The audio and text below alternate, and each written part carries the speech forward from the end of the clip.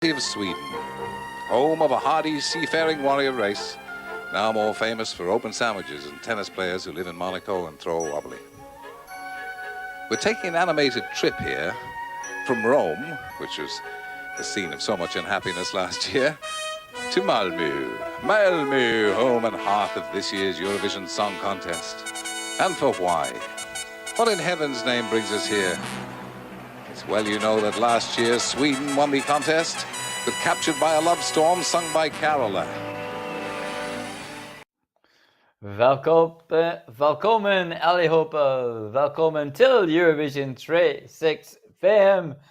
Welcome one and all to this live broadcast here on Eurovision 365, broadcasting live across the Facebook group Eurovision 365 Debate and of course the YouTube channel Eurovision 365. Wherever you're from, it's great to have you here. And of course, decided to go live this weekend, this Saturday evening, because of course the city of Malmo has been confirmed and will host the Eurovision Song Contest 2024 for Sweden. And I thought I'd take some time to just talk about that. So hello to Kane over in Tipperary, just down the road from us. Although I say just down the road, it'll take hours to get there, but you know what I mean. So it's great to have you here. So please, if you want to get involved, please do. This is how you can get involved. Just send a wee comment here on the channel and let me know your name. If you're commenting actually on Facebook, I won't see your name, so write your name at the end of the comment, and it'd be great to have you involved. Welcome, Lisa. You're very welcome. Greetings from Tyrone, just up the road, a couple hours up the road from you. And of course, I'm here, not literally here in front of the Malmo Arena, but of course, it will be the scene of Eurovision yet again in 2024. And I suppose the reason that I wanted this live this evening to not just connect to you, amazing audience of the Eurovision 365, but also just to take a little time to think about what is lying ahead and to see your thoughts and to hear your thoughts of what your feelings are about Malmo. Was it the best choice? Did you prefer Stockholm? Did you prefer somewhere else, Göteborg? Did you prefer Gothenburg to be the host city? Let me know your thoughts on Malmo being selected for the contest. Cian, you're absolutely right. Everywhere in Ireland is just down the road. It's so true. Good evening, Adam. Very, very welcome back, of course. Adam, you are curious to know if I have ever been to Malmo before. I've been to Sweden before. I am lär mig svenska. I'm learning Swedish actually. I've been to Stockholm for Eurovision 2016. I wasn't at the contest in 2013, so this would be my first time going to Malmo. I'm interested to know, have you ever been before, Adam? And if you haven't, are you going this time around next year? Is it too early for people to say it, or what's your thoughts? So of course we're actually going to Sweden because of this lady, Loreen, of course, who has become the female equivalent to Johnny Logan, I suppose you could say. If he is the king of Eurovision, Loreen is the queen, the undisputed queen of Eurovision for Sweden.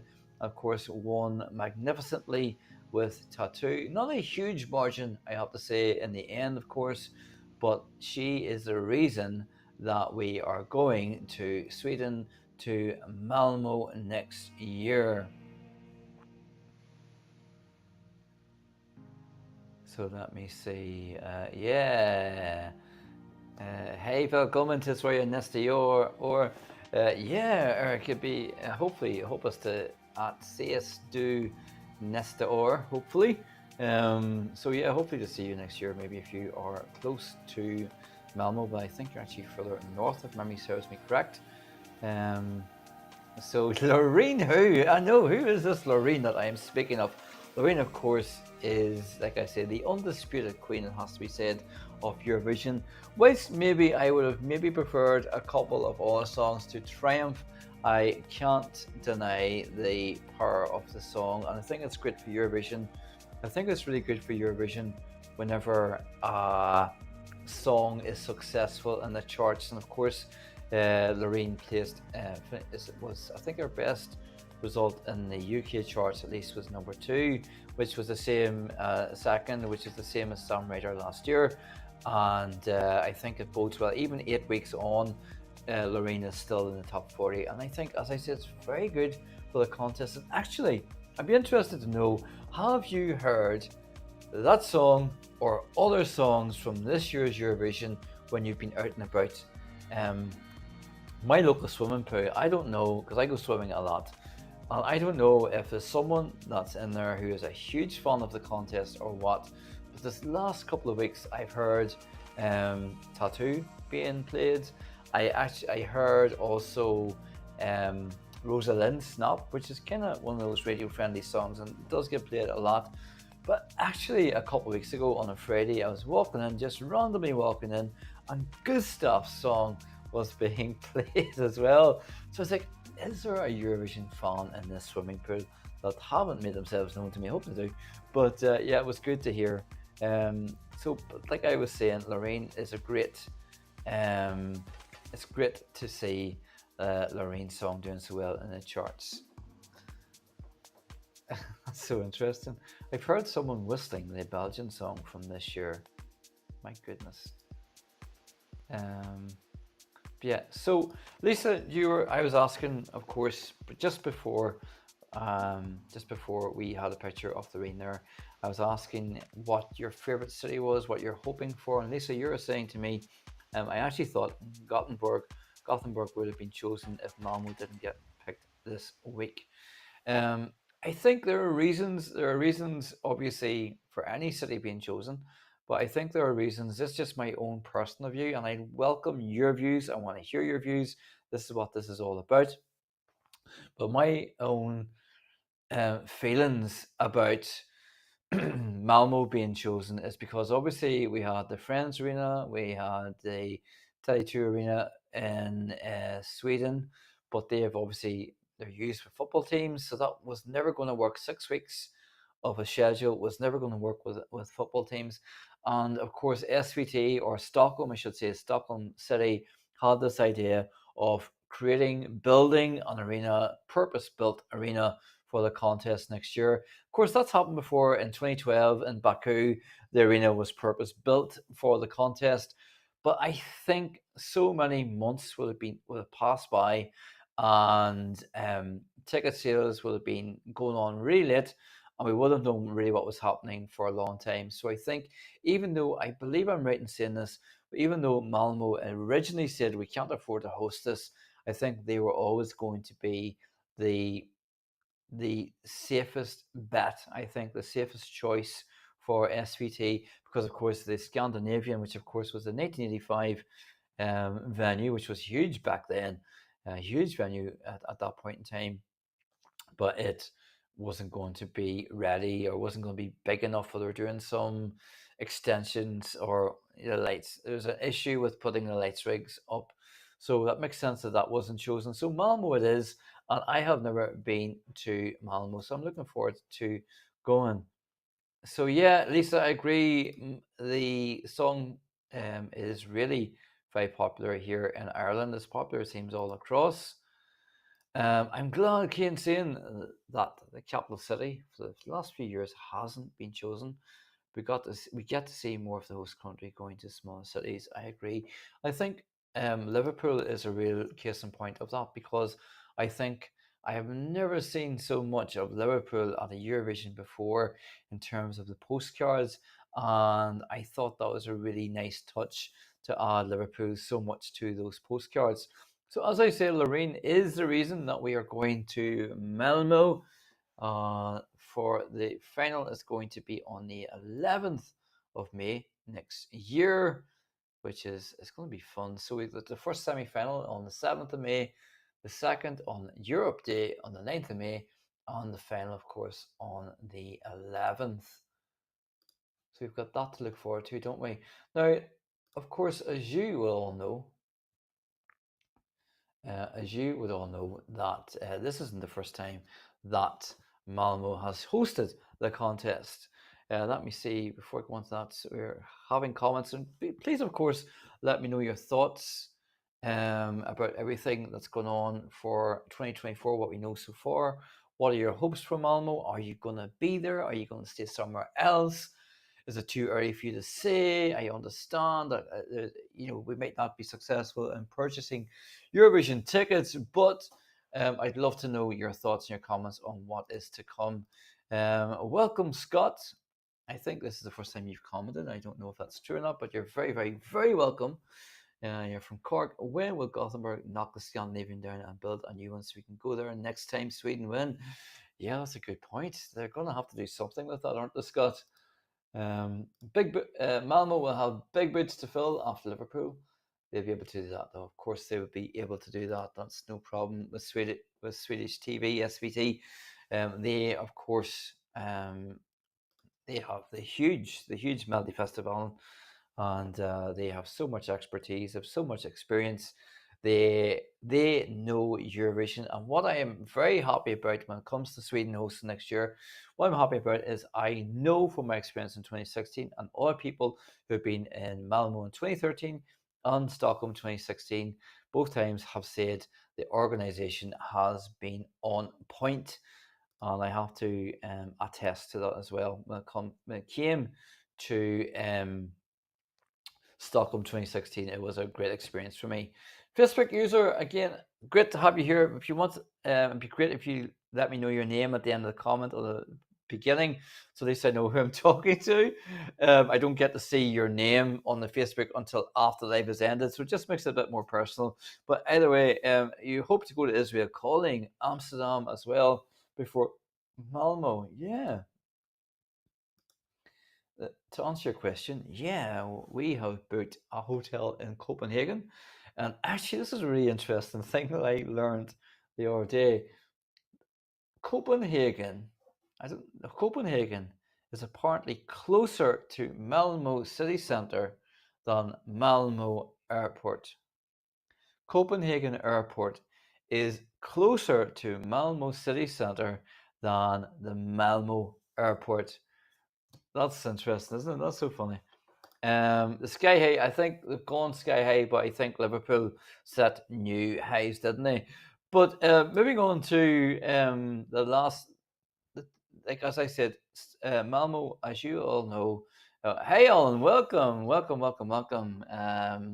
What time is it with you? It must be really early morning with you, Alan. It's great to have you here, of course, as always. Um, when it comes to Malmo, as you all know, this is the second time, this will be the third time now that Malmo will be hosting the contest. The first time was 1992, and then in 2013, we had Lydia and Harold. There they are, Lydia and Harold, who can't say were the most exciting of presenters, I have to be honest with you, in 1992. And of course, 1992, for us Irish fans, we know Belfast born Linda Martin, and just as Alan has mentioned, who actually name checked Alan Bond in Euroclub. That was must have been so awesome. Alan, what was that like when Linda Martin name checked you in Euroclub? Let me know.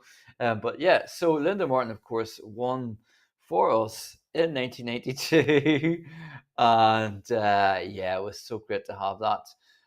2013, of course, we had Pete Remained, who presented it on her own on stage, and then we had Eric Sade, of course, who was at or in the green room, and he provided what did he provide? Yeah, he provided a bit of chat. So, and of course, we had Denmark winning. So, actually, just as you say, it's funny you say that. Have you seen our slides already, Lisa Howard? Because look at this, Lisa Howard. Just as you say, the minimal bridge that separates the two countries only just on 2 hours across the bridge, and you're in another country. So I think a lot of people are going to. I think a lot of people are going to be staying in Copenhagen because I don't know about you people. If you're already keenly tapping away at hotels.com, trying to find accommodation for next year. There is nothing showing up for Malmo to stay in it. I don't know if that's because SVT have booked a lot of hotels, like what happened in Liverpool actually, for different delegations to know how many people it's going to be, or where there may be some that come available closer to the time. But at present, we, Eurovision 365, will be staying in Copenhagen. We can change that should happen that we get closer to Malmo. But again, Malmo isn't too far away from Copenhagen. So, was the 92 contest held in the same venue being used this year? It was not. It was the 1992 arena, from my memory, was held in an ice hockey stadium. And for that time as well, to be fair to Sweden, to SVT, that was actually a really good arena in comparison to the ones that immediately preceded it. So yeah, it was like an ice rink. So it was. I'm just going to have to just bear with me. This is going to bug me now. I don't have to just check the actual name of the venue, Kane, just so we can get it. Isn't Google brilliant? Um, let's see.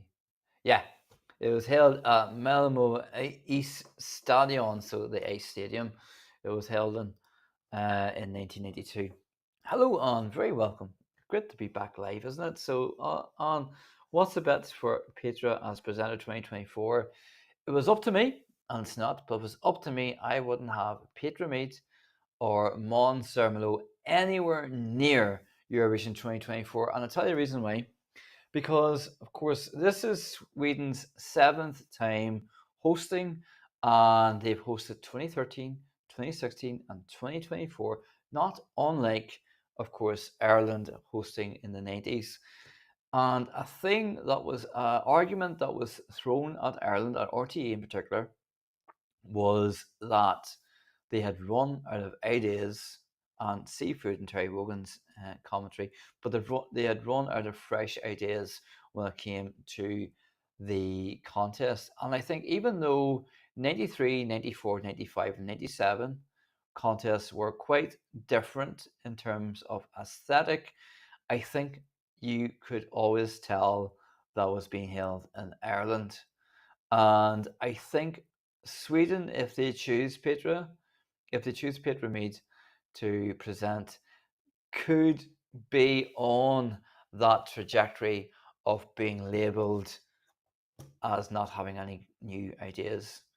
And obviously, Edward Athvillen, who is the commentator for Sweden for SVT for Eurovision, he was heavily involved in 2013 and 2016. 2016, of course, with Love, Love, Peace, Peace, which is a fantastic song. I love it.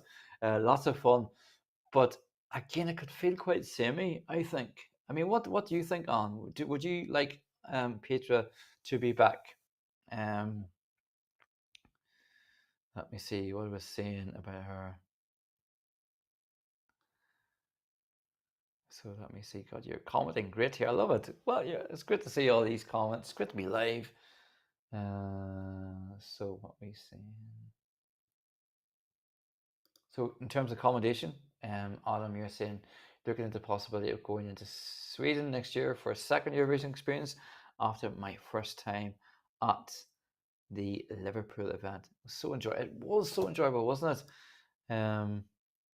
Hopefully there'll be some bus routes or something going across the bridge. I would say, most definitely. But isn't Copenhagen in particular, aren't they cashing in? Aren't they loving this? They don't even have to host the contest, but they might as well be hosting, because there's going to be an influx of European and other nations who will be descending upon Copenhagen. It'd be like they have won without the cost of winning. So they're going to have a great thing.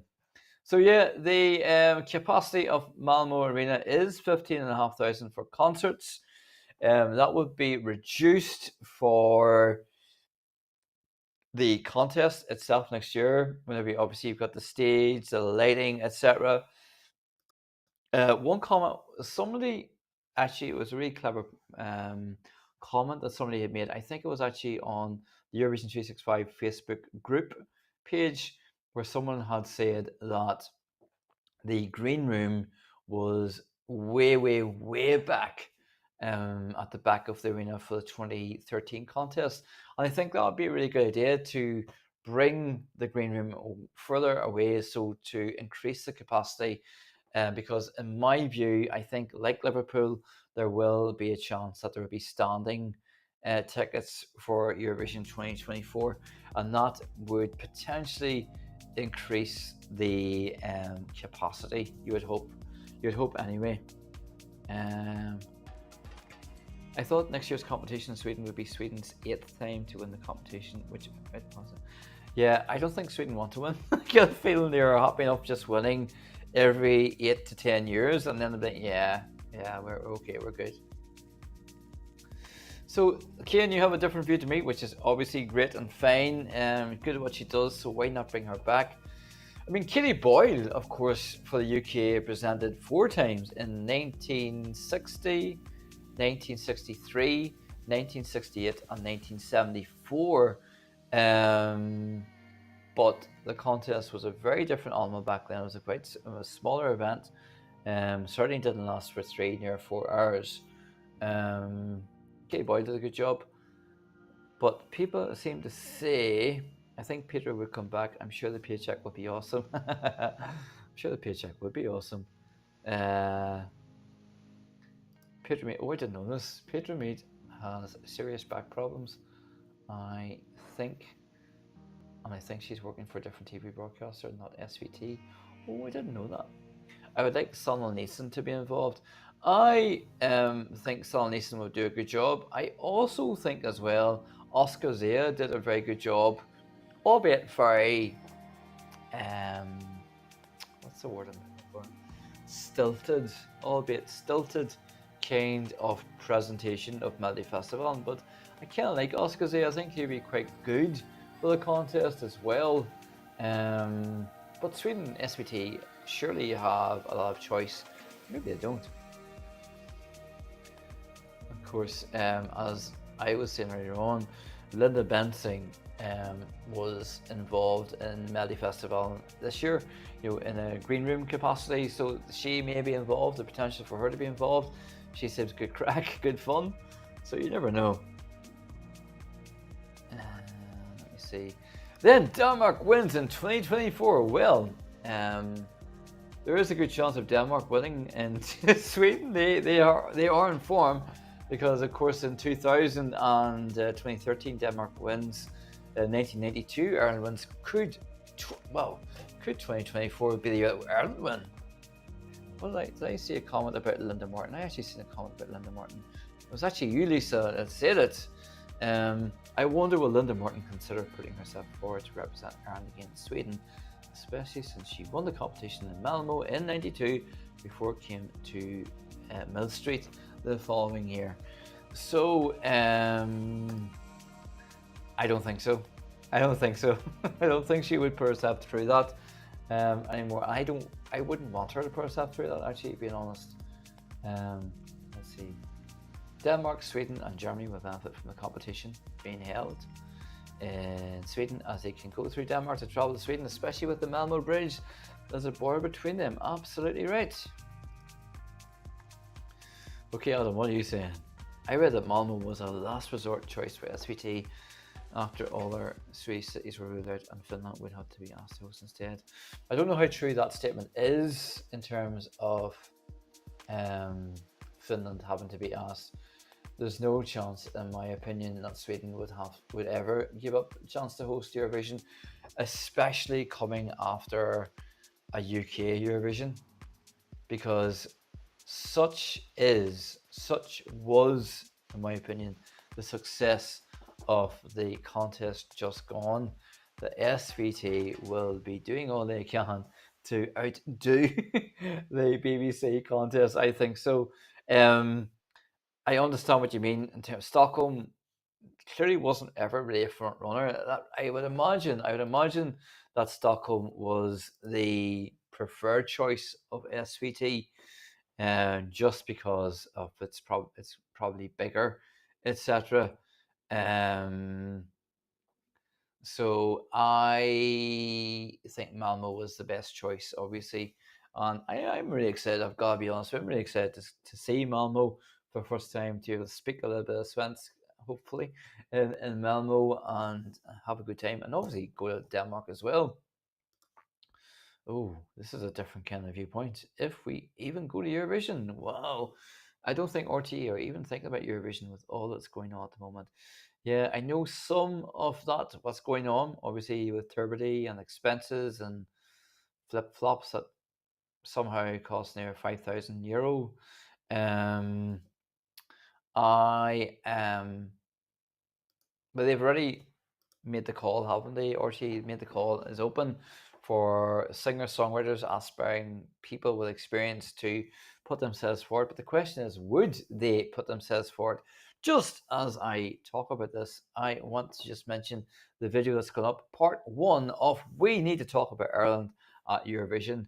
And the first part has been really looking at more so about the contest just gone, Ireland's record and performance at this year Wild Youth, namely Connor, namely his performance at Eurovision this year, and looking a little bit at the RTE show. So part one, go check that out, and also what part two will be coming out, where I will be addressing the what I think are the solutions, but I really want you to get involved. So do message me your thoughts on what Ireland needs to do, what RTE needs to do to turn things around for Ireland, because it's getting to become an unfunny joke at this point. So Stockholm was never front runner, yeah, because Netta predicted it. Yeah, I'd seen that, of course. Okay, Alan. I think Linda Martin should be given 100% autonomy with organising Ireland in 2024. Do you mean, yeah, so you mean sort of organising the event, leading, sort of being in charge of what songs get selected, or maybe an internal selection? Yeah, that wouldn't be a bad idea. Um, Knowing RT, yeah, exactly. Flip flops, maybe they might put a bit more money into ESC. I doubt it. I doubt it. I don't think so. So of course we are going to Malmo. So who, hands up, who already has booked accommodation for um, Eurovision 2024? Yay! Hands up. That's going like a ghost there. Look. Woo. Um, who is going? Who has already booked accommodation? I know some friends. I'm really looking forward to seeing some people. Yeah, have already booked their accommodation. I'm really looking forward to seeing, reconnecting, and obviously that's a great thing about Eurovision. You make friends, you reconnect the next year and the following years, and then you meet new people. Then that same cycle continues, and that's the great thing about Eurovision. So, on you're saying Sarah Larson for presenter. Okay, Sweden was going to do the contest. Oh yeah, of course. Alva's 50th anniversary. Yeah, there'd be a big deal made about that, of course, and you can't you couldn't be annoyed with them for that. So booked, somebody's booked for Ireland. I think that's Alan. You've booked for next year. Booked in Copenhagen. Do you know what? Copenhagen is going to be the place to be as a Eurovision fan, isn't it? Can you imagine the train journeys from Copenhagen across to Malmo? It's just going to be a Euro fest on those trains. Lisa, it's great, as I said, to have you here. And what you're saying right now is Ireland's current record of Eurovision entries and placing if we get the events in recent years is an absolute joke. Absolute joke is right. I think RTE are sending the wrong type of musical artists and groups. The question I have, okay, this is just really a thought. Who in Ireland, looking at the recent results of Ireland at Eurovision, looking at the styling and the staging of recent entries, bar Wild Youth, to be fair, the staging was pretty decent, I've got to be honest with you, and Reno Shaughnessy staging was pretty decent. Who would put themselves through that?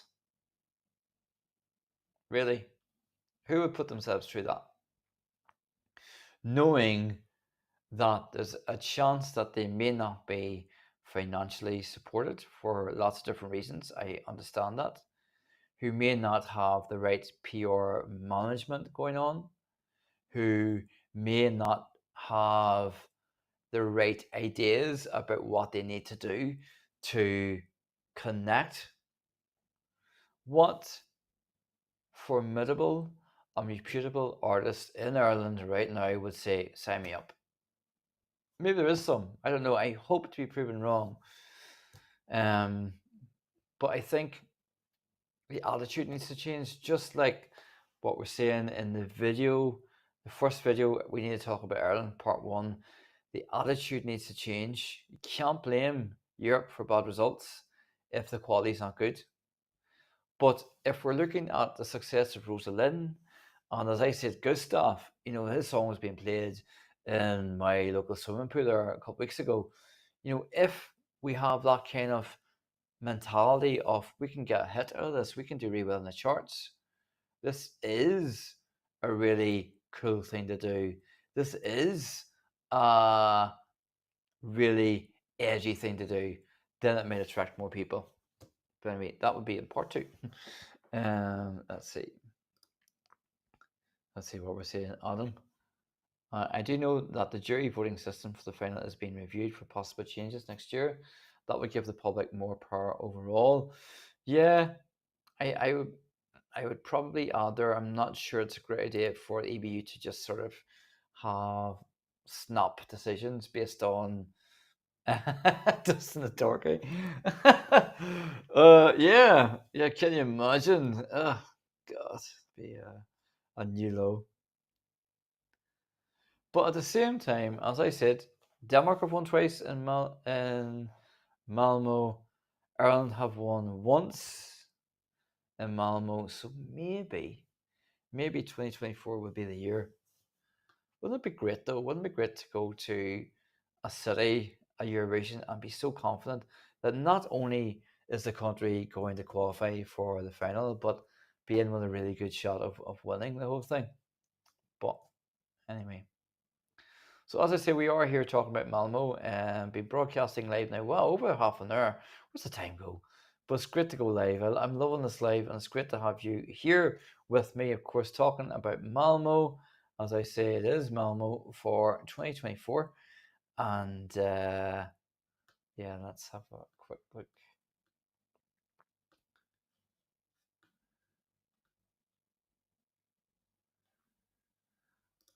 Okay, so the voting system in the finals and semi-finals in recent years, in my view, I think is based purely on political views and also what countries are friendly with other countries. I think there is an element of that, absolutely. I think there is an absolute element of that whenever it comes to neighbours voting for each other, and that makes sense because there's maybe a cultural similarity, there's maybe a language that can maybe be understood. So I understand that, but I don't think it's enough to make a country win. I suppose I would argue, I agree with you that maybe those sort of ninth, 10th positions in the semi final can sometimes be swayed by that nearly voting, but I don't think it matters too much at the higher end. I don't think so. The time in Dublin is 22:06. Yay! The time in Tyrone is 22:05. What? Okay, what's going on here? So yes, this is the bridge that Cian potentially goes. Alan and us and other people will be going across. Wow. Kind of on that picture, it looks like it's kind of like a dead end, doesn't it? Maybe get a boat across to the end of that. But yeah, we'll be flying across to Malmo, of course. So, get back to what you did best in the 90s. Ireland, get great songwriters, be true to yourself. Maybe a Gaelic song. Don't think Gaelic language is a good idea either. Just my own views. Life jacket, please. I think the juries need to come back to the semis. Otherwise, you get rubbish like Mama Sh in the final. I think it was actually quite a good idea to have only semi-final. Sorry, only televote in the semi-finals. It added a different element to the whole proceedings. I felt. Life jackets at the ready, Alan. Yeah.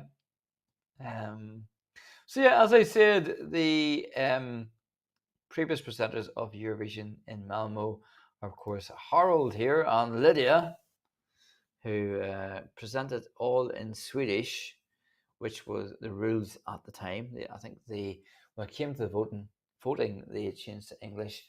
On the very, very beginning, for a few sentences, they spoke in English, and it was part of the EBU rules at that time that the country hosting would host in their native tongue. Of course, then we have Petra Mead, who solo presented in 2013.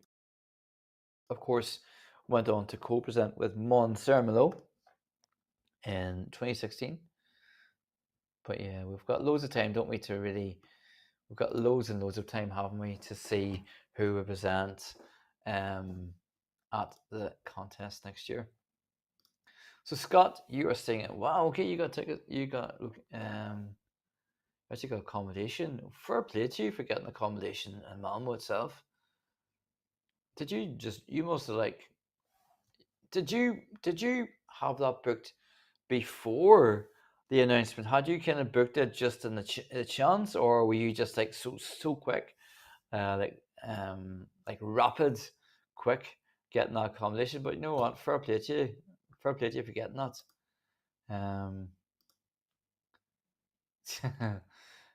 I know we are meant to be talking about Malmo. We can talk about anything you want here. But I'm going to ask getting PED looking on the top of Philadelphia cheese. I can't say I am. There are other cheeses out there, just to say. But no, I can't say that I am. But I'm not getting PED. I actually didn't get PED this year. That's interesting. I didn't get a PED this year. Do you know? I think the reason why is because from last year, whenever Trin was ended, there was all the will they, won't they host it in Belfast, which the channel obviously was very heavily involved in trying to get it here in Belfast. And then we had Junior Eurovision, then we had Eurovision National Finals, then we had the pre-parties, and then we had the Eurovision. So I didn't have time to stop. I think after 2022. So I didn't get one bit. But yeah, I'm sure looking at Philadelphia is a good reminder, isn't it, of the contest. As anyone else sharing in Kane's PED experience, can we help each other through this? So looking ahead, of course, there'll be so many more lives coming in the weeks and months ahead. But in alphabetical order, and I'm sure you'll all know this as well, that Luxembourg, of course, are returning to the contest. It was breaking news, but of course, it wasn't really breaking news because we knew hours beforehand, us Eurovision fans. Luxembourg, of course, are very welcome. Great welcome to have them back. So the other countries who have confirmed their intention to participate so far are in alphabetical order: Austria, Cyprus, Denmark, Estonia, Finland, France, Germany, Iceland, Ireland, Israel, Italy, Luxembourg, as I say, Malta, Moldova, Netherlands, Norway, Spain, Sweden, surprise, surprise, and Switzerland. Ireland, it seems, didn't even take time to consider their position after that dismal result. It's just like, yep, that's going again. Austria, I don't think there's any surprises there, but who have confirmed their intent to return next year. UK is the only one of the big five to not confirm their entry, but they usually take their time in confirming. But yeah, so excited to have Luxembourg back. They really do, don't they? They really do seem very confident. I think they're going to come back with bang. What kind of song do you hope they will have? I'm hoping that I'm hoping that they come back with a kind of ballad, not necessarily in English, but if you want to know my thoughts on that, check out the video. Luxembourg are back. It's on the channel here. Just on the content, have a wee look. I heard that Macedonia will be back. I don't know if that's confirmed yet. I actually heard that, was it yesterday or today? It was yesterday. I heard that, Kane, that Macedonia were talking about coming back again, but wasn't confirmed. I wish Turkey would come back, but you never. I was going to say you never know, but I don't think Turkey earned it this year. I don't think that's one of the prerequisites. You have to earn it. Yeah, actually, that's a good point. Nothing about Australia in 2024 yet. Do they confirm their intention to enter early, Alan, or do they take their time? Not really sure. I can't remember last year where they had signaled early that they would confirm. I think they probably did, didn't they? I can't remember off the top of my head. So, Adam, you're saying another change I want to see from next year is the final running time reduced by 30 to 45 minutes, as I felt recent contests that more than 4 hours were too long. I like a long contest. I think it's great to have a long contest. It just extends, for me at least, extends the amazing experience that Eurovision is, and I want to hang on to it and grasp it and kind of hold it closer, like Cornelia Jacobs would say, for as long as possible. But I know a lot of people, a lot of fans would like the contest to be reduced in time. Maybe the broadcasters like that too. But I think SVT are talking about that. I think the time is extended to accommodate the voting, so I don't know how they'd work around that. Um, but yeah, it's been considered. I know that much. It's been too long since Luxembourg were in the contest. Yeah, I generally don't know what to expect from them, considering it is a completely different show now. It's a completely different show now, and I think for most fans, yourself as well, Kian, actually, Luxembourg might as well be a new nation to the contest because you'll not have remembered during your lifespan of physically seeing them perform live at a contest. And even though you obviously will have seen or you may have seen older contests, this is sure to feel like a new nation for a lot of people. I think that's exciting. So you're a bit like me, Alan. You're hoping Luxembourg will come back with a French singing ballad.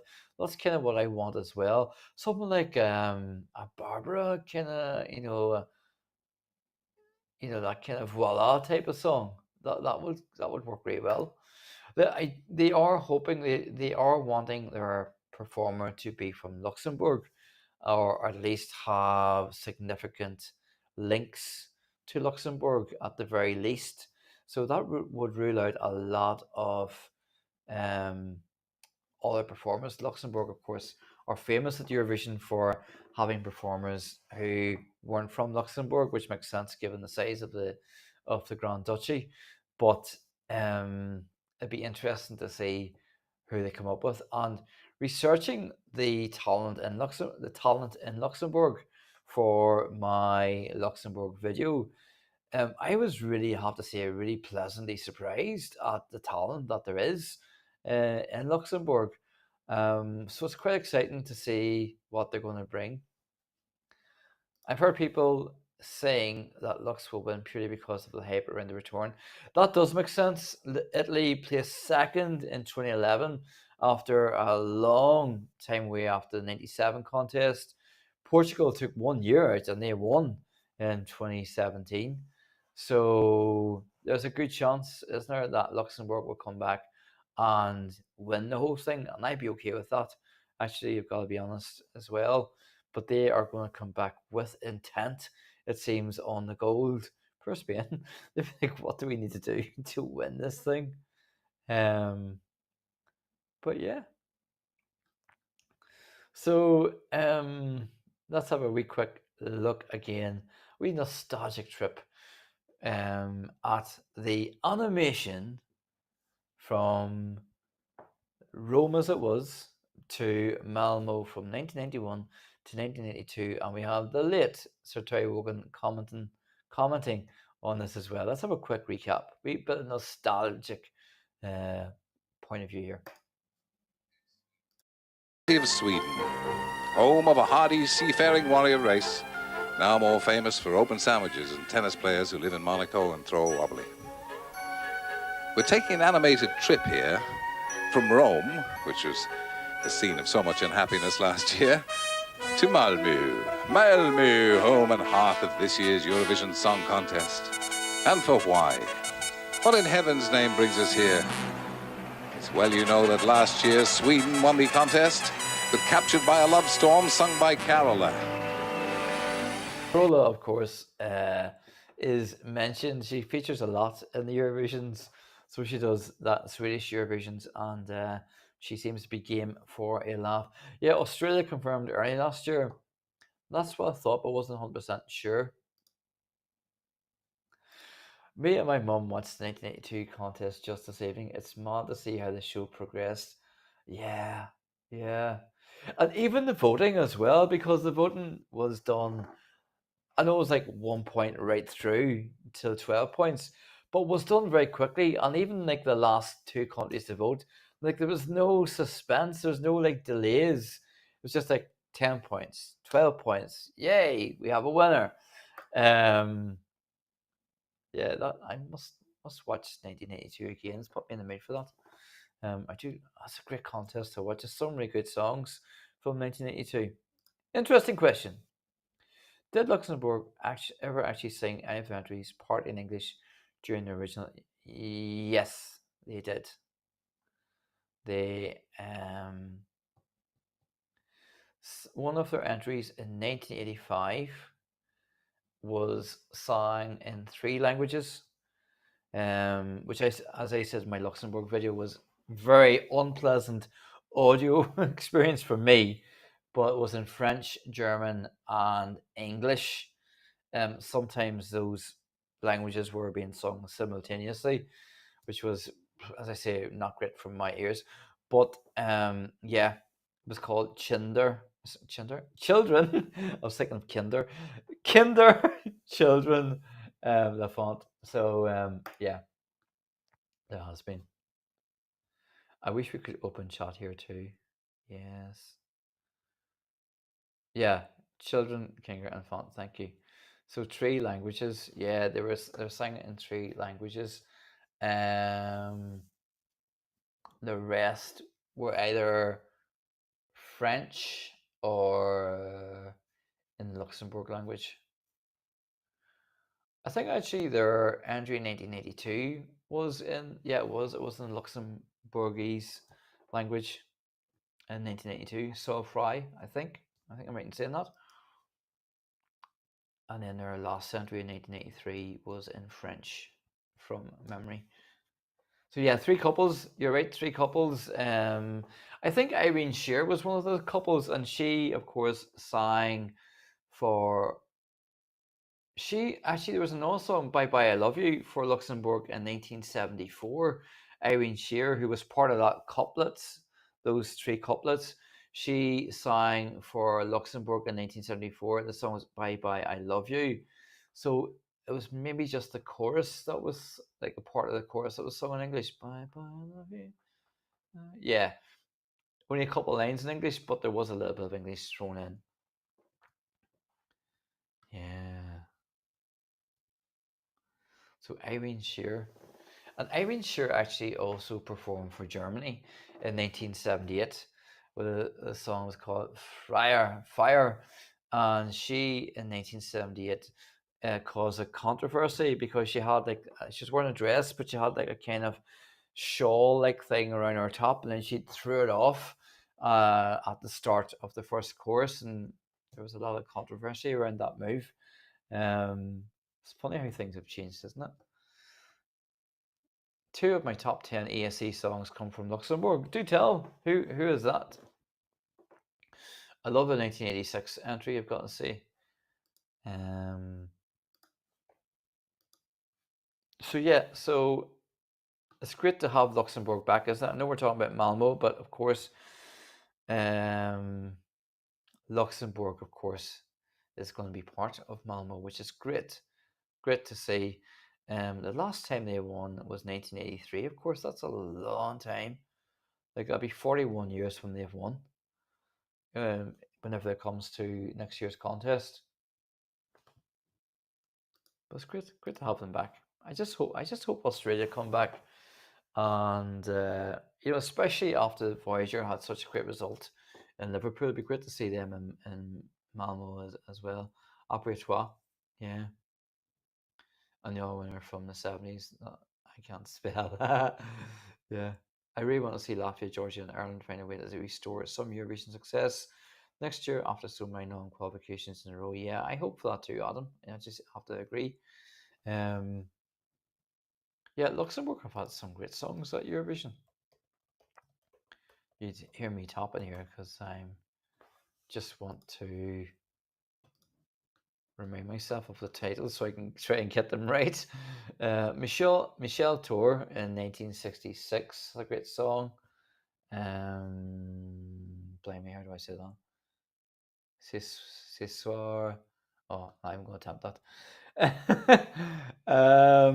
Back row, of course. Back row, of course. They sang Parlez-vous français. Back row had a huge hit.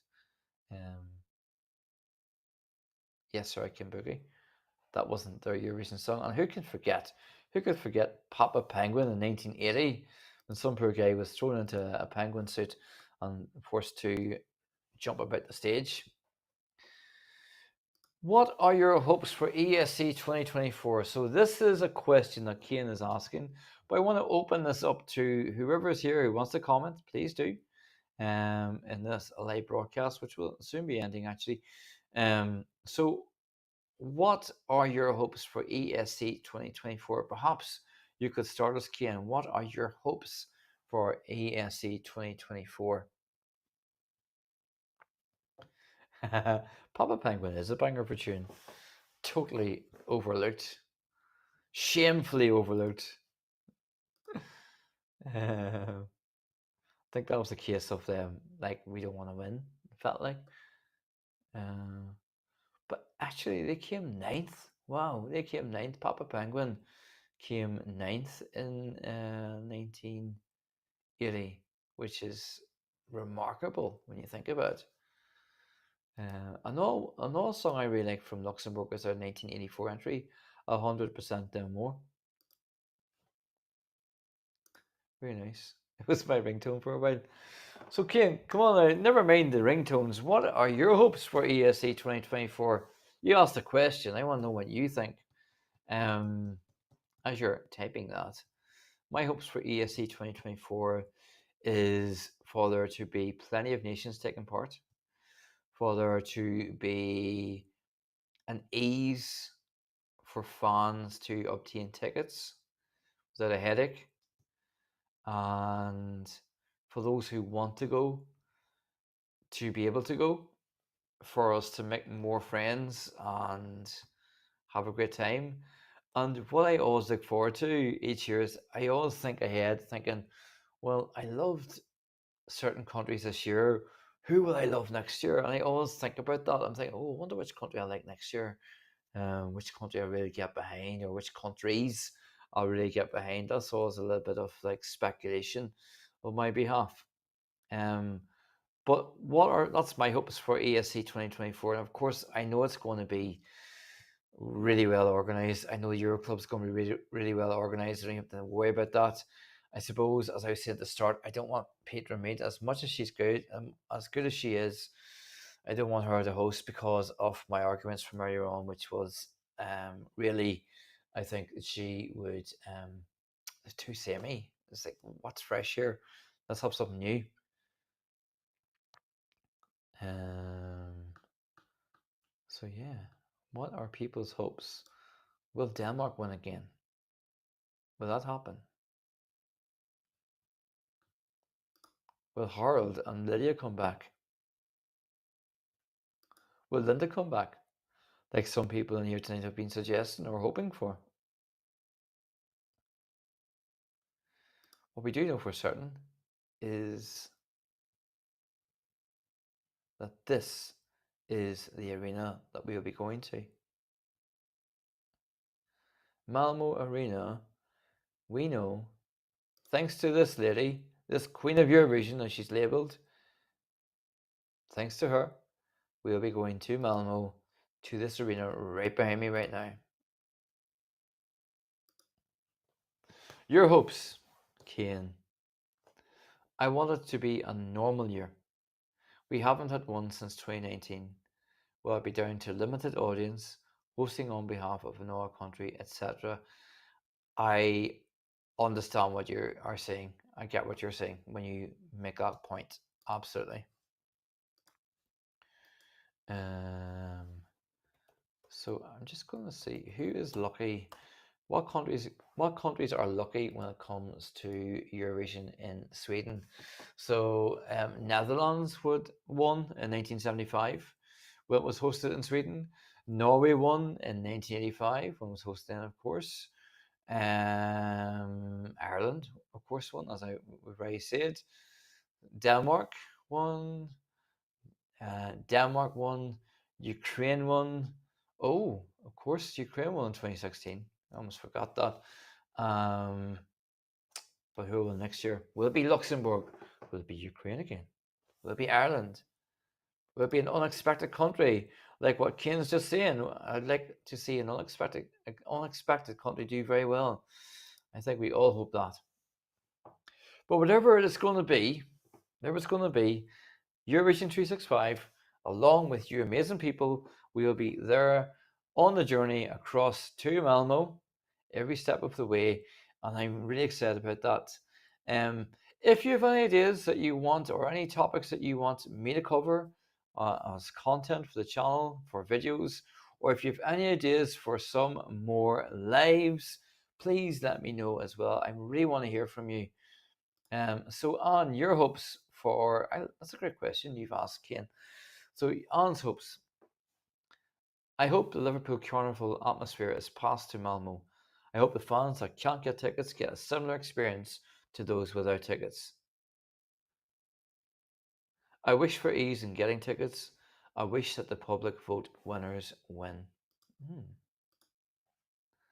I hope so too. Let me see. Let's see. Just bear with me a second, people. So I'm going to try and turn my volume up here a wee bit if I can. Let's see.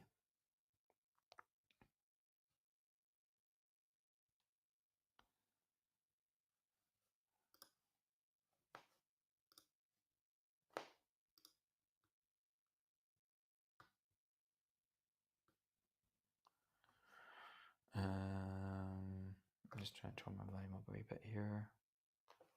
Oh. People, can you hear me okay, by the way? Hope you can hear me okay. Let me know what the volume level is like, please.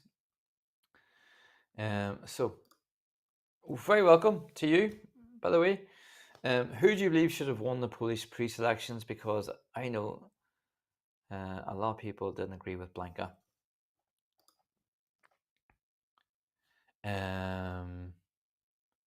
Pitch perfect. Okay, thank you.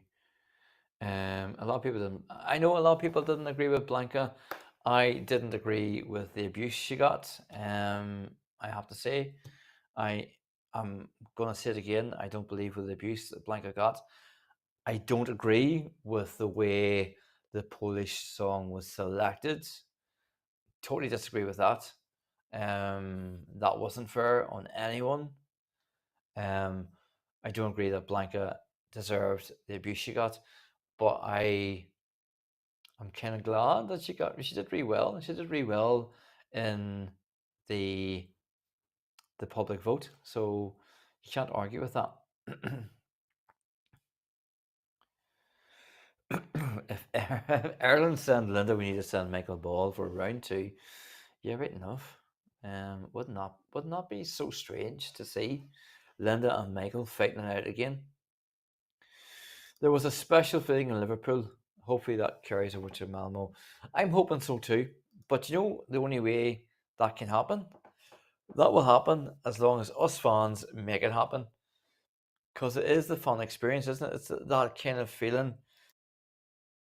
If we work together to bring a great vibe, a great experience, that will, I imagine, have an effect on the locals. But that being said, the people of Liverpool, I absolutely adored what they did. They were so welcoming, they were so fun, they're so friendly, and they really captured the spirit of the whole contest. And um, we made friends. We made friends in Liverpool at within the arena on semi final two. We had a ball. We had so much fun chatting to people who were just there to have a good night.